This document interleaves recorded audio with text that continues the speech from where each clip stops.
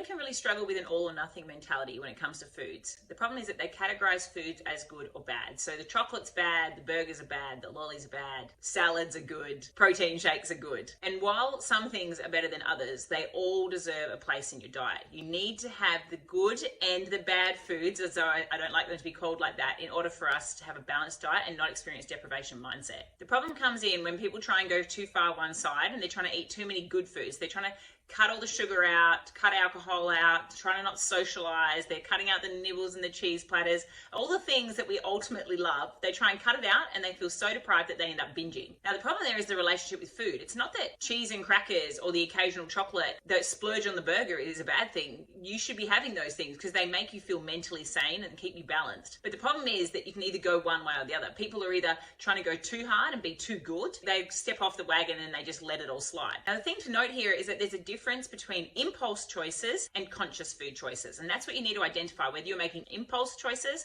or conscious food choices. Impulse food choices are when you've told yourself that you're going to be good all day, and then you sit down after dinner and you're sitting in front of the TV and all of a sudden you're snacking on chocolate, way too many caramello koalas, or you're diving into the ice cream again. That's an impulse choice. It's because there's an emotional void that's being filled in that moment. Calculated choices are when in your meal plan you factor in, okay, Thursday night I'm going to sit down with the family, we're going to have a movie night, and I'm going to sit there and I'm going to have popcorn and I'm going to have chocolate with them, and I'm going to really enjoy that. That's a calculated choice. That's a balanced decision. So the key is to control the impulse choices. If you can get to a point where you're being more calculated with your decisions and you're factoring in those balanced meals, some people call them cheat meals, but I don't believe that you're cheating. I believe that you need to have them in order to stay sane. So I call them balanced meals. When you're factoring in those balanced meals and those treats throughout your week and you're having them frequently enough that you don't feel deprived, you're actually more likely to stay on your diet predominantly when you're wanting to. In order to remove the impulses in the beginning, then often we have to do a pantry cleanse. We have to get those things out of our house. If you're not as tempted by them as frequently,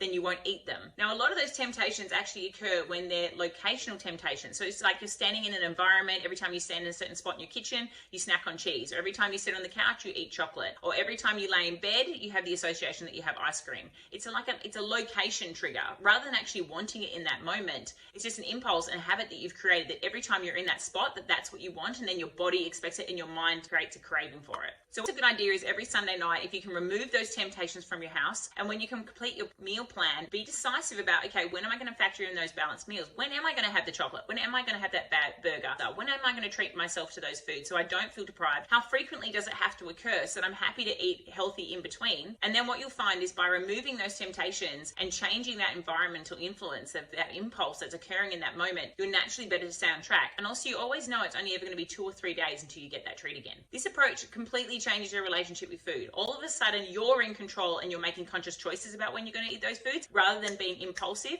and acting out of habit.